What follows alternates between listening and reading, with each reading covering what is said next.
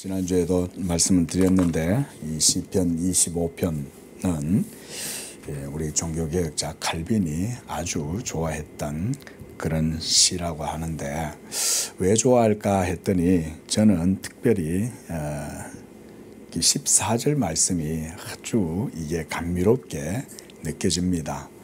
여기 보면 여호와의 친밀하심, 우리말 성경에서는 친밀하심이다 이렇게 번역이 되어 있는데 이제 원어적 의미로는 은밀한 관계 이런 말이에요. 우리 찬송가도 그런 거 있죠. 우리 서로 받은 그 사랑은 알 사람이 없도다. 우리가 찬송가도 이런 거 있잖아요. 사실은 하나님과 성도들과의 이 관계는 이 세상이 알 수 없는 그런 시크릿, 사실은 좀 비밀스러운 그런 게 있어요. 그래서 사도들도 경건의 비밀이다 이렇게 얘기하고요. 또 믿음의 비밀을 가진 자라야 할지니라, 이런 비밀 이거 있잖아요. 이때 비밀이 뭘까요? 비밀이라는 말은 무슨 밀교 이런 의미가 아닙니다. 그게 아니라 하나님과의 아주 진한 인격적 관계를 갖고 있는 이런 의미예요. 우리가 부부 사이에는 다른 사람들은 모르죠, 그죠? 예를 들면 아내와 남편 사이에 있는 그 부부의 애틋한 관계는 다른 사람들한테 함부로 안 알려져 있죠. 누가 집안에 있는 얘기를 아무렇게 해가지고 내가 우리 와이프하고 우리 남편하고 막 이래 이런 얘기 잘 안 하죠. 왜냐하면 그만큼 소중하고 그만큼 귀하기 때문에 그 부부 사이에 있는 이야기들은 아무렇게나 밖으로 안 나가잖아요. 말하자면 그런 거예요. 하나님과 우리와의 관계가 그런 인격적 친밀함을 갖는 그런 관계죠. 그런데 바로 이런 인격적 친밀함, 하나님과 성도와의 이런 친밀한 관계가 바로 어떤 관계입니까? 그게 바로 언약의 관계죠. 그런 친밀함을 아는 사람, 하나님의 인격적 체험을 가진 사람이 사실은 언약의 달콤함을 누리는 사람이에요. 한번 따라해 보겠습니다. 언약의 달콤함. 요 언약의 달콤함이란 말을 마음에 잘 담아 두십시오. 하나님과의 인격적 친밀함 속에서 성도의 영혼이 누리는 은밀한 기쁨 이런 거예요. 이건 세상이 알 수 없는 거죠. 세상이 줄 수 없는 거죠. 복음의 평안, 이거는 예수 믿는 사람 외에는 이 세상에 그 누구도 누릴 수 없는 거죠. 말하자면 여기서 말하는 친밀함, 우리 원어적 의미로 소드 이러면 비밀이라고 하지만 저는 이것이 하나님과 성도 사이에 주는 자와 받는 자 외에는 알 길이 없도다. 성경도 이렇게 말씀하죠. 그 은혜, 이 은혜의 친밀함 이거예요. 자, 오늘 이런 걸 가지고 한번 말씀을 좀 보려고 그래요. 먼저 12절에 보면 바로 이 여호와를 경외하는 이 사람이 벌써 이 하나님 언약 안에 있는 사람인 거예요. 여러분이 예수 그리스도를 믿을 때 벌써 여러분은 언약 안에 있습니다. 그래서 이 교회에도 와 있는 거예요. 여러분이 여기 계신다는 의미는 여러분들이 예수님을 믿는다는 것이고 하나님을 섬기고 하나님의 백성으로 그분을 경외한다 이런 말이잖아요. 하나님을 경외하지 않는데 교회에 나와 있겠어요? 그렇잖아요. 그 말은 여러분이 이미 언약 안에 있다. 그렇게 보시면 되는 거예요. 그러니까 여기서 여호와를 경외하는 자는 이런 말이죠. 그리고 성경은 이 경외한다라고 하는 여호와를 경외하는 이런 사람들을 걸어서 또 다르게 표현하는 게 있어요. 그게 뭐냐면 복 있는 자들이에요. 예수님께서 내 아버지께 복 받을 자들이요 이렇게 말씀하죠. 그때 하나님 아버지께 복 받을 자들은 창세전부터 너희를 위하여 예비된 나라를 상속받으라. 예수님이 이렇게 말씀하잖아요. 여러분, 그러니까 여호와 하나님을 섬기고 그분의 언약 가운데 거하는 거, 이거는 사실은 아주 특별한 거예요. 왜냐하면 우리의 선택과 결정에 의해서 이루어지는 게 아니라 창세 전부터 하나님 안에 택하심을 입은 자들에게 주어지는 그런 복인 거죠. 그러니까 이 세상 사람 누구도 그걸 발견할 수 없는 거예요. 그건 오직 그 시크릿 가든, 언약의 정원 안에 들어가서 하나님과 인격적 친밀함 속에서 그분을 만나는 사람만이 이것을 깨달을 수 있는 거예요. 그러니까 이 세상의 모든 사람에게 이게 다 열려 있지가 않는 거예요. 그 여호와를 경외하는 자, 여호와께 복받을 자, 달리 말하면 복 있는 자가 누구냐? 이 복 있는 사람, 바로 하나님을 경외하는 자요. 여기서 보면 그가 택할 길이다 이렇게 했는데요. 이 길, 데렉이라고 해요. 데렉.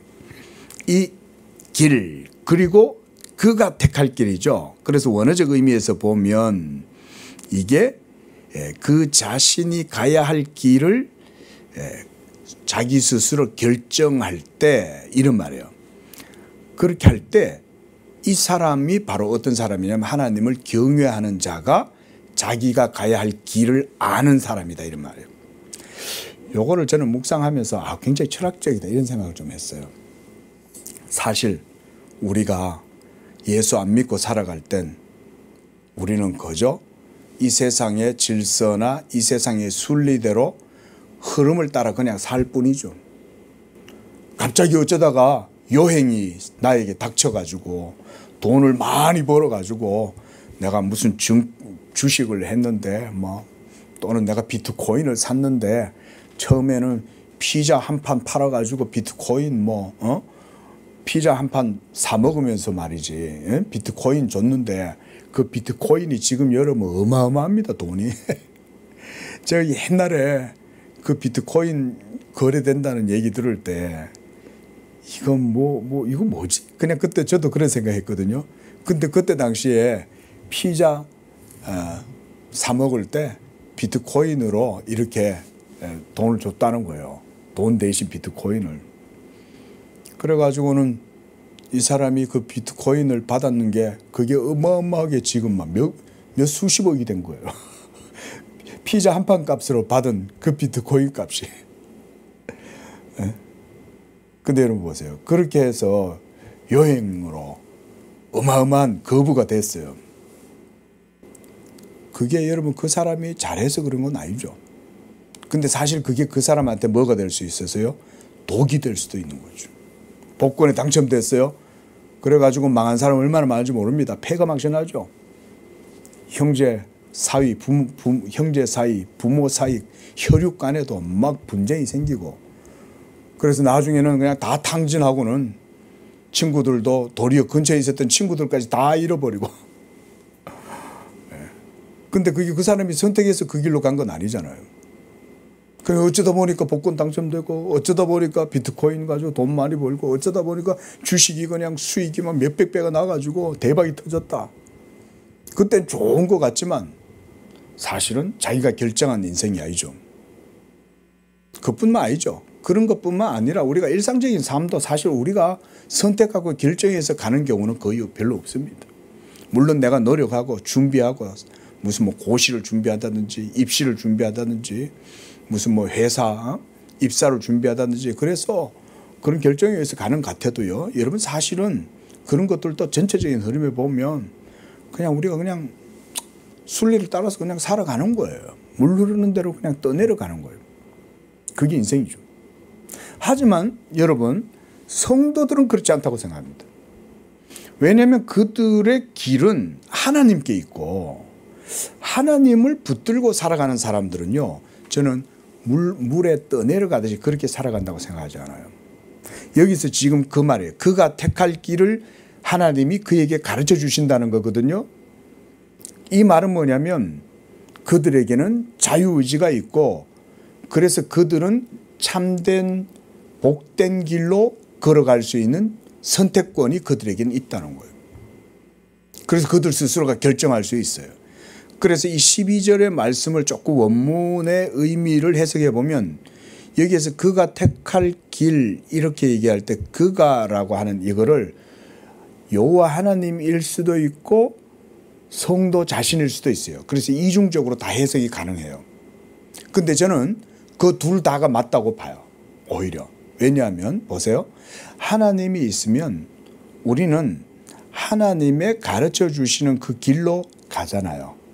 그때 누가 결정하고 선택하냐? 믿음을 가진 성도가 결정하는 거예요. 이게 자유의지죠.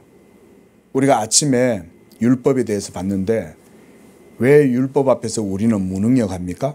자유의지가 없죠. 그런데 하나님을 경외하고 믿는 성도들은 어때요? 하나님을 향해서 선한 의지를 발할 수 있는 능력을 가지고 있어요. 저는 그런 의미로 이 본문을 봐요.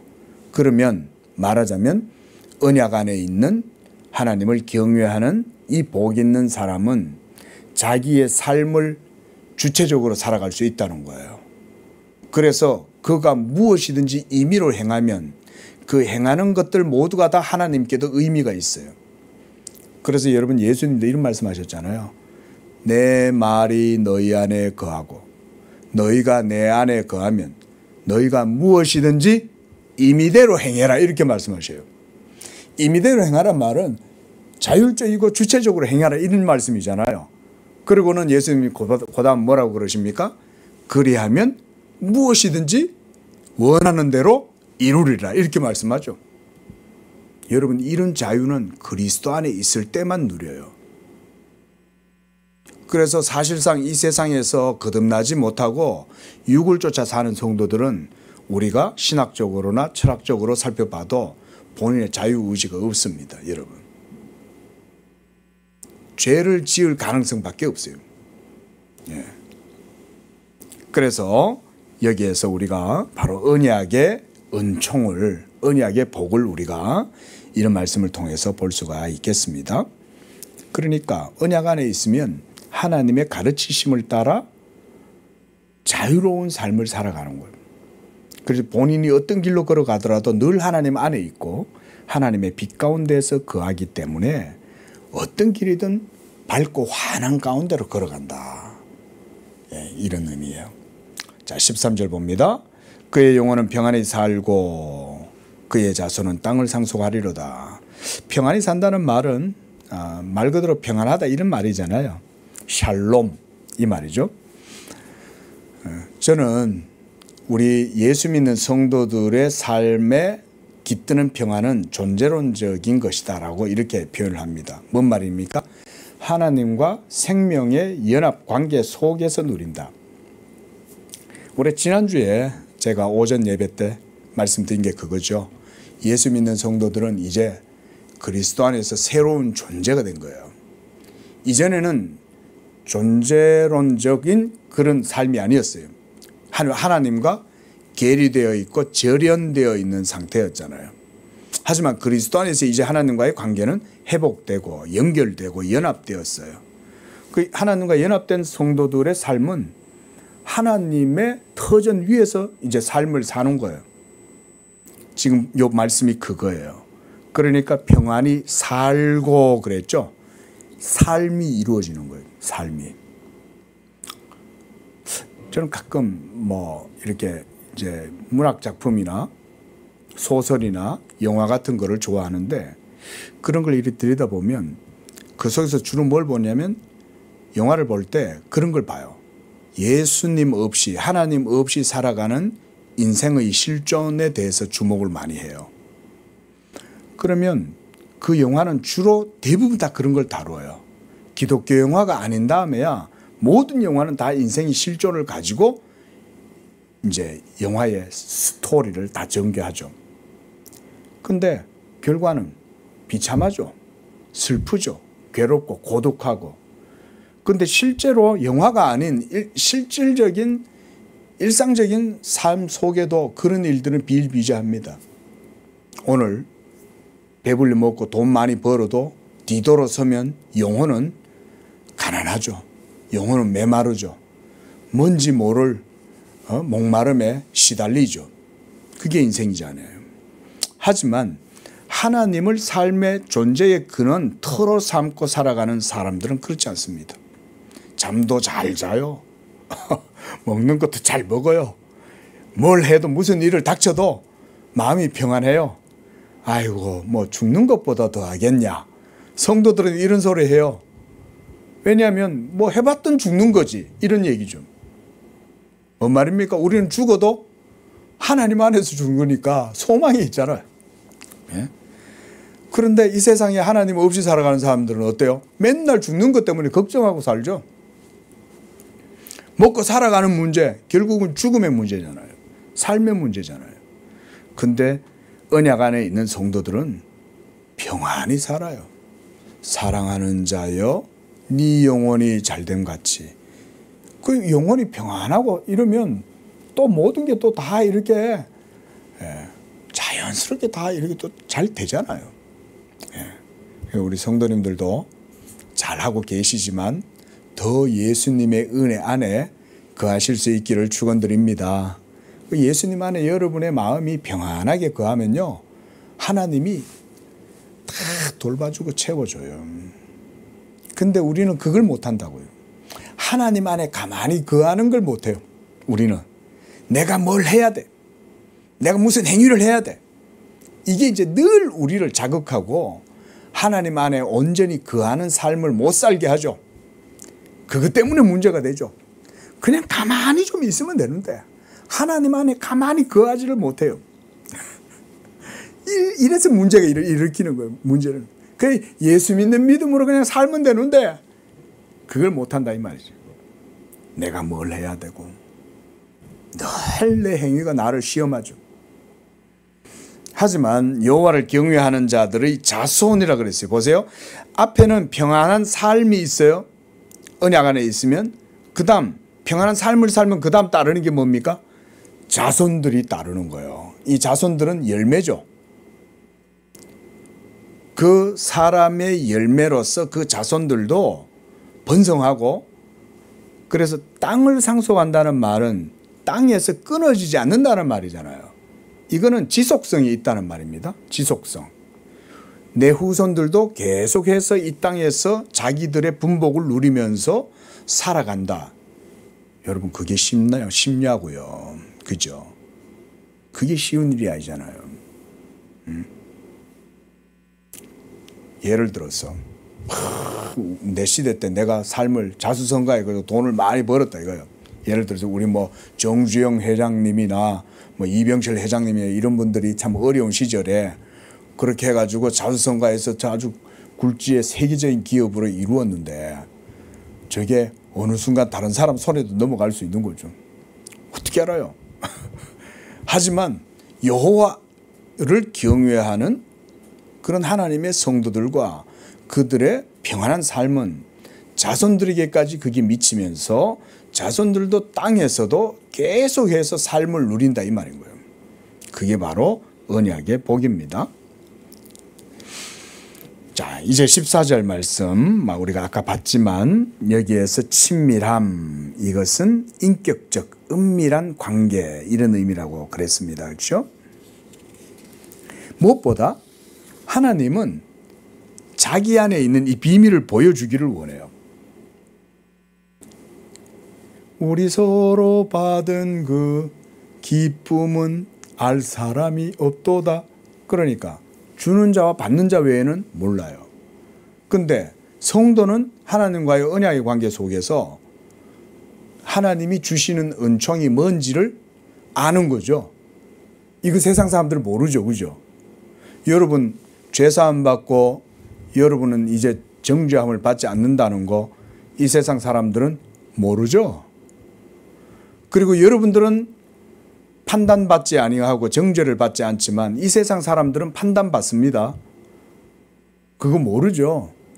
이뿐만 아니죠. 무수히 헤아릴 수 없는 많은 은총들이 그리스도 안에는 많이 있어요. 하늘의 신령한 복과 은사들이 열거할 수 없을 만큼 많습니다. 사실 그걸 우리가 부요함이다 그러죠. 부요함. 이런 부요함이 많이 있어요. 저는 대표적으로 아브라함, 여러분 아브라함 보면요, 창세기에 보면 하나님께서 이제 이 소돔과 고모라를 향해 가지고 이제 이 심판을 하러 소돔과 고모라 성을 멸망시키려고 가시다가 아브라함 집에 딱 거하는데, 여러분 보세요. 지금 그 상황 자체가 굉장히 독특해요. 우리 같으면 심판하러 간다 그러면 이게 지금 상황이 굉장히 엄중하고 굉장히 심각한 상황이잖아요. 근데 하나님은 정작 아브라함의 거처를 지나가시다가 그냥 안 가시죠. 아브라함 집에 들어가시는 거예요. 그러면서 뭐라 그런지 아세요? 우리 한번 창세기 한번 볼까요? 창세기 우리 18장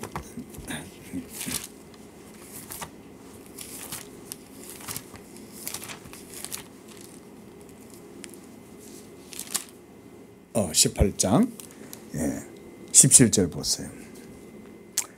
하나님께서 이제 소돔을 향해서 이제 가시다가 이제 아브라함한테 이래요. 17절에 내가 하려는 것을 아브라함에게 숨기겠느냐? 아브라함은 강대한 나라가 되고 천하 만민이 그로 말미암아 복을 받게 될 거 아니냐?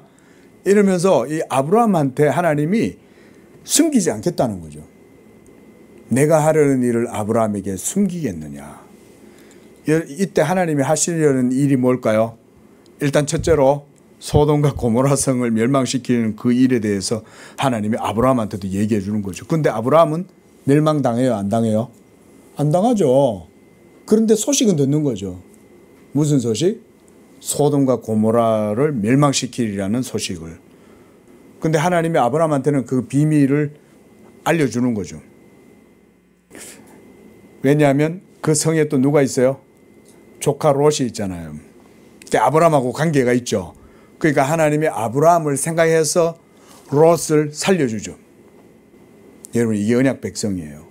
하나님이 여러분을 이렇게 생각하시는 거예요. 여러분들 때문에 주변에 다른 사람이 혜택을 봐요.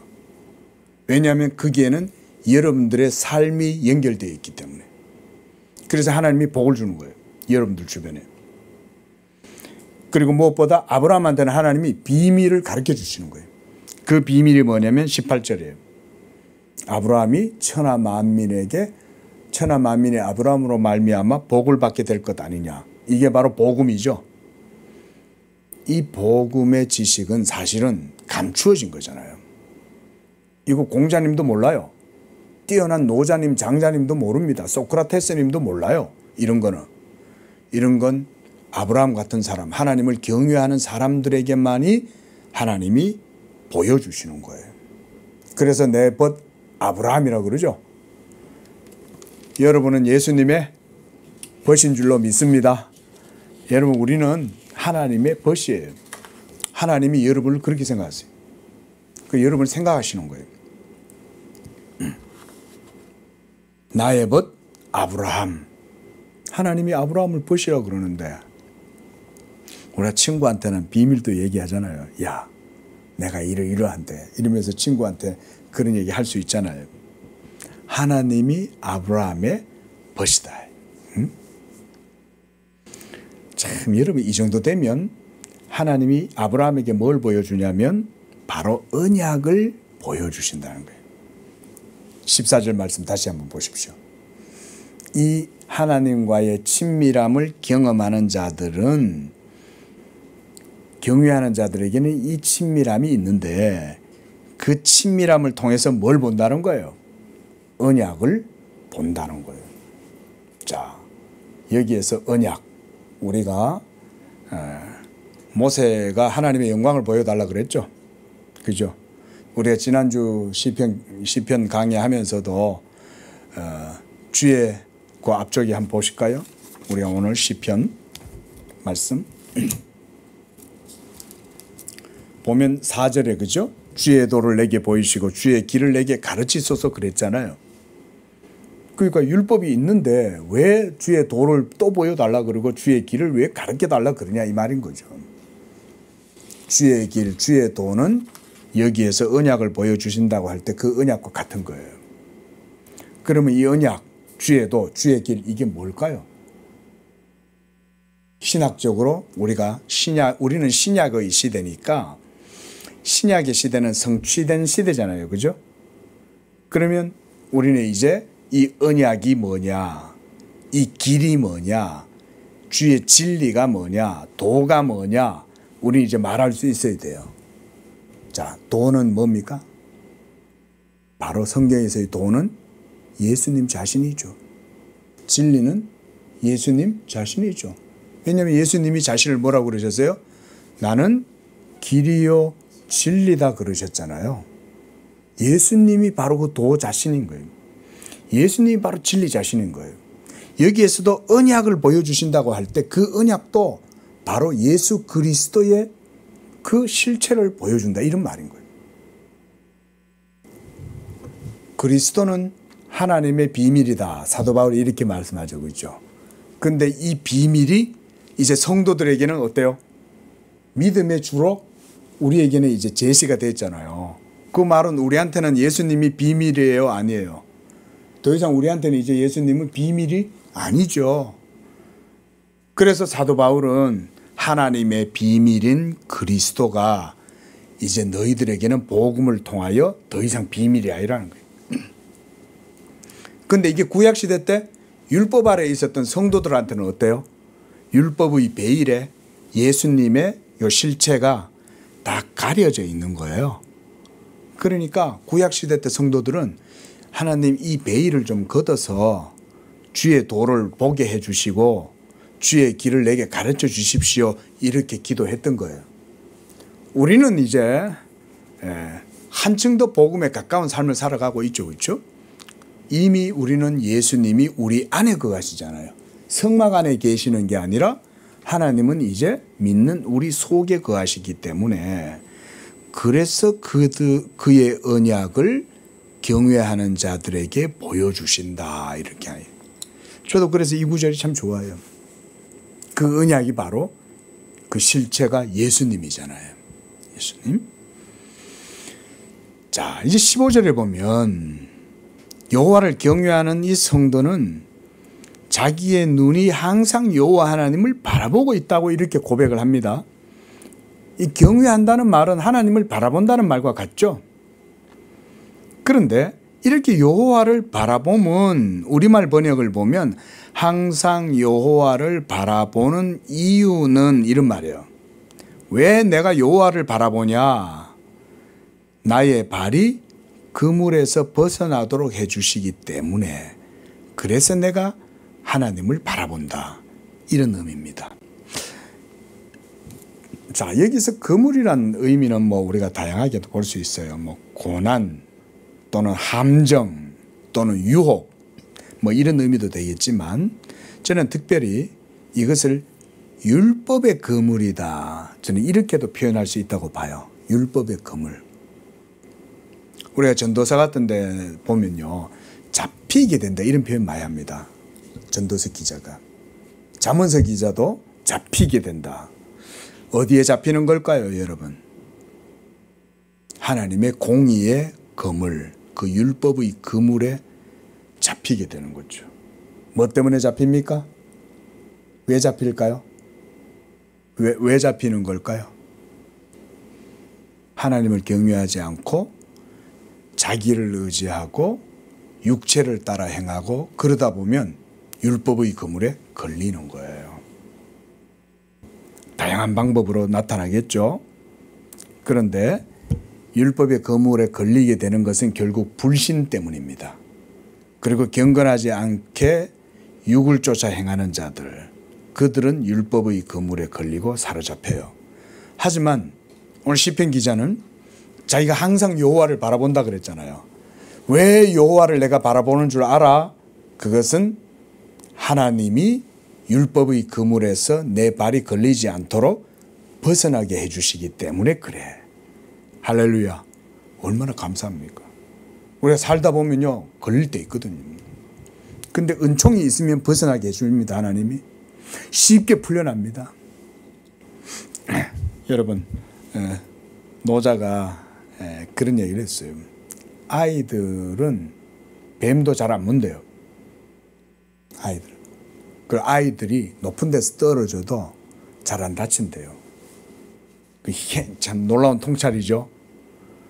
그러니까 짐승들도 유순하고 착하면 어린아이들에게 해를 안 가하는 거예요. 물론 뱀에 물리는 경우도 있겠지만 통계적으로 보면 어른보다 아이들이 훨씬 해가 적어요. 그러니까 미물들도 알아본다. 미물들도. 이 노자 같은 사람들이 얼마나 그 해안이 깊습니까? 그러니까 자연 만물을 바라봐도 그런 게 보이는 거예요. 근데 어른들은 왜 그러면 해를 많이 당하냐? 벌써 뭔가 모르는 그런 어떤 얼개에 걸려 있는 거죠. 그러니까 그물에서 벗어난다는 말은 결국 율법의 그물에서 사로잡히지 아니하고 벗어나도록 하나님이 자유함을 주고 은혜를 베풀어 주신다. 저는 이런 의미라고 봐요. 그런데 이제 16절에서부터는 조금 분위기가 달라집니다. 지금까지는 하나님의 은혜 안에서 평안하고 안전한 것 같은데 16절부터는 그의 분위기가 사뭇 심각해져요. 주여 나는 외롭고 괴로우니 내게 돌이키사 나에게 은혜를 베푸소서. 이것은 어떻게 보면 그냥 단순하게 괴로움을 표현한다기보다도 자기의 상황을 더 깊이 인식하게 되었다. 이렇게 보시면 될 것 같아요. 우리가 영원히 심령이 가난한 자가 복이 있다 그랬잖아요. 예수님이. 근데 예전에 어떤 인문학을 가르치는 선생님이 그런 말씀을 하시더라고요. 자기는 예수를 존경하는데 예수가 했는 말 중에 마음이 가난한 자가 복되다는 말은 자기는 이해할 수 없다 그러시더라고요. 제가 그걸 보면서 저 선생님은 예수를 믿지 않아서 저러는 거구나. 예수님을 그저 윤리적으로 도덕적으로 그냥 소크라테스 정도 뭐 이런 정도로 생각해서 그렇구나. 여러분 사실상 하나님의 성도들은요. 은혜를 깊이 누리면 누릴수록 뭘 경험하냐면 내 자신이 하나님 그분 자신에게서 얼마나 멀리 떨어져 있는가를 또 동시에 느끼게 돼요. 동시에. 그래서 나는 외롭고 괴로우니 내게 돌이키사 나에게 은혜를 베풀어 달라고 이렇게 지금 기도하고 있는 거죠. 성령 충만하면 항상 기쁘고 즐겁고 항상 모든 것들이 다 만족스럽고 그럴 것 같지만 여러분 성령이 충만해지면 자기 자신의 연약함과 허물을 더 깊이 깨닫습니다. 그러면 그때마다 이 사람은 뭘 하겠어요? 은혜를 더 간절히 구하는 거예요. 그래서 성도의 영혼은 이 세상 가운데에서 외로움과 괴로움 속에 사실상 노출되어 있다. 저는 이렇게 봐요. 그러니까 여러분 예수 믿는 성도들이라고 해서 항상 쨍하고 해뜰 날만 있다. 이렇게 생각하시면 안 됩니다. 그래서 디모데후서 3장 12절에 보면 그리스도 예수 안에서 경건히 살고자 하는 자는 핍박을 받는다. 이런 말씀이 있습니다. 바로 이런 상태가 무슨 상태냐면 늘 죄와 죄의 법과 내 안에 있는 성령의 법이 둘이 막 충돌하는 그런 상황이죠.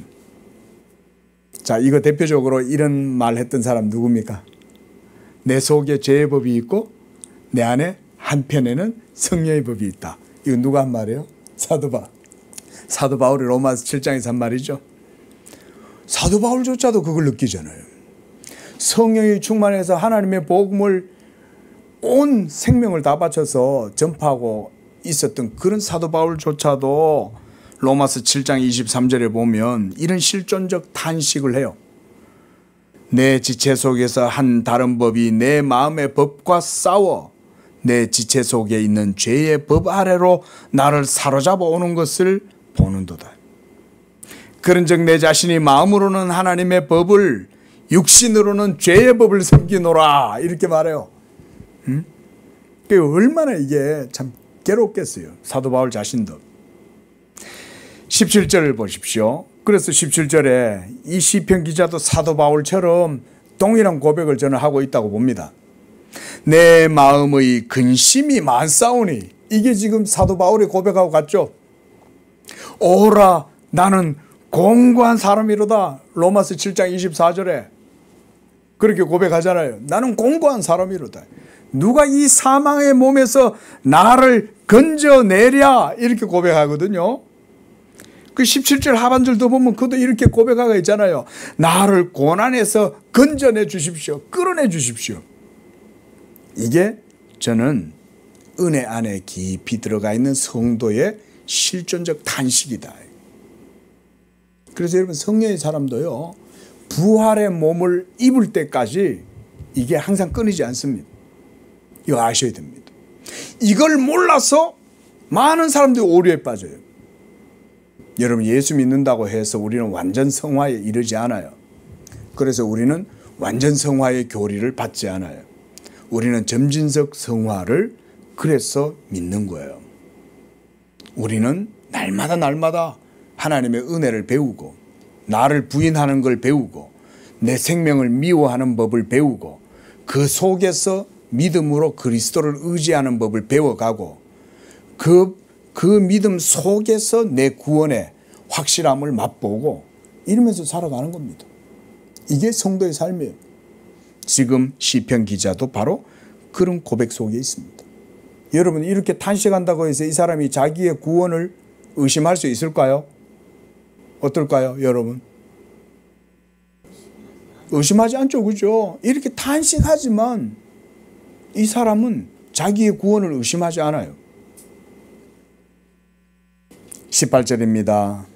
나의 공고와 환난을 보시고 내 모든 죄를 사하소서. 고난과 죄의 실존성을 인식하는 성도의 회개. 우리 성도님들 그래서요. 우리가 이 부활의 몸을 덧입을 때까지는요. 우리가 죄의 몸 안에서 살잖아요. 그러니까 늘 우리가 하나님 앞에서 우리 자신의 죄, 우리 안에 있는 이 죄를 늘 하나님 앞에 회개하고 살아가야 됩니다. 우리가 우리 집사님께서도 주일 대표 기도를 한 주에 한 번씩 하잖아요. 그러면 항상 거기에 이제 속죄의 기도가 늘 필수로 들어가야 됩니다. 그래서 특별히 우리가 예배 가운데 나아갈 때는 오늘도 그리스도의 그 죄사함의 은총으로 보혈의 은혜로 베풀어 주십시오. 이렇게 우리가 참회의 기도도 하나님 앞에 해야 되는 거죠. 그래서 내 모든 죄를 사해 달라 이렇게 말하고 있습니다.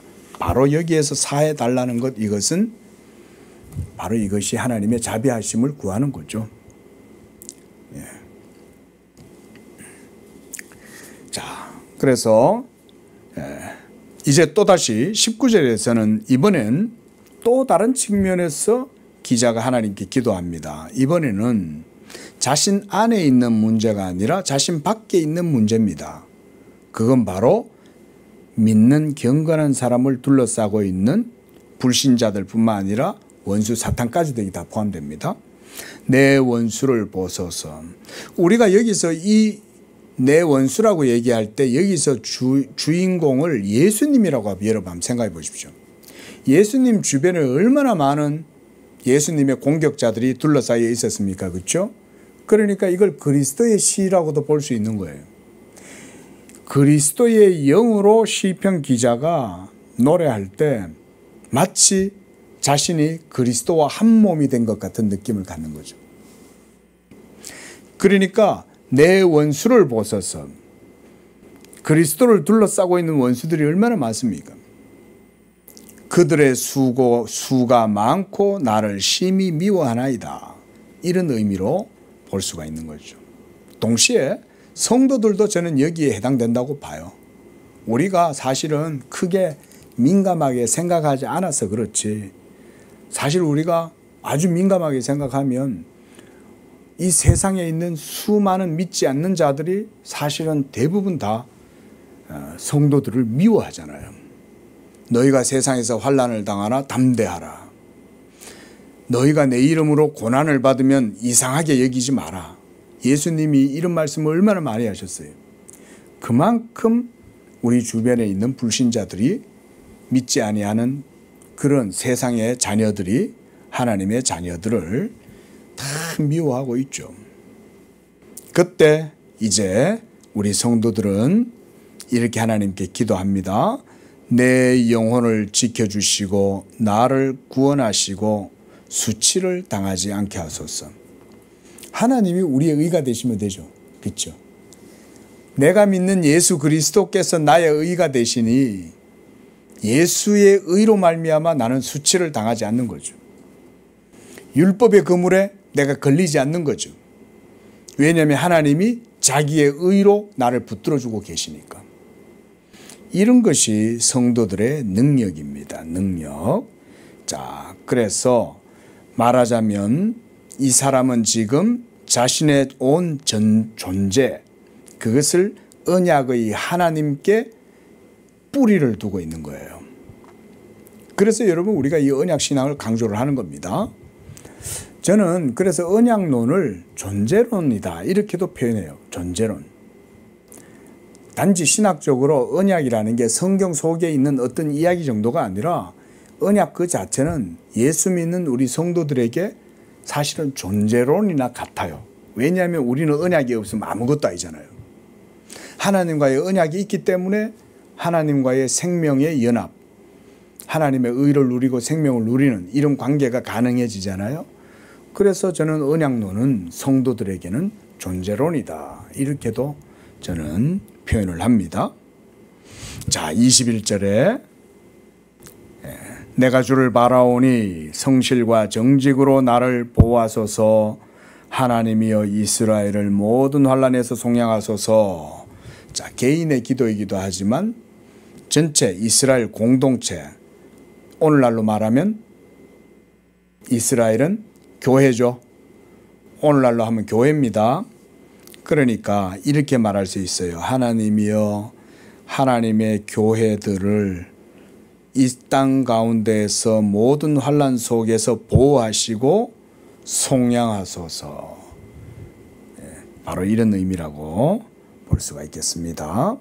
자, 말씀을 정리하면서 저는 오늘 이 본문을 통해서 시편 기자는 하나님 안에서 누리는 언약적 삶, 그 언약적 친밀함을 노래하고 있다고 봅니다. 그리고 하나님께서는 자기의 택한 백성들을 이와 같이 구원하시고 지키시고 도우시고 건져내시고 무엇보다 수치를 당하지 않게 하고 보호하시고 바로 속량하시는 바로 그런 분으로 고백하고 있습니다. 예수 안에 있는 여러분들이 바로 이런 하나님과의 언약의 친밀함을 누리고 그 속에서 언약의 복을 누리는 그런 삶이 되시기를 바랍니다. 기도하겠습니다. 자비로우신 주 하나님, 오늘 말씀을 통해서 예수 믿는 성도들은 믿음으로 그 언약 가운데 들어가고 이제 그 언약 안에서 하나님과의 은밀한 친밀한 그런 관계를 맺는다고 우리가 말씀을 통해서 봅니다. 우리 양재교회 성도들 축복해 주시고 우리 성도들 한 분 한 분들이 모두가 그리스도 예수 안에서 이와 같이 하나님의 언약의 달콤함을 맛보게 하시고 무엇보다 하나님 우리 성도들이 더욱더 이 복음의 빛을 보고 눈을 열어서 이 언약의 부요함, 이 언약의 달콤함, 이 언약의 친밀함을 경험하는 그런 우리 성도들 되도록 축복해 주옵소서. 예수님의 이름으로 기도합니다. 아멘.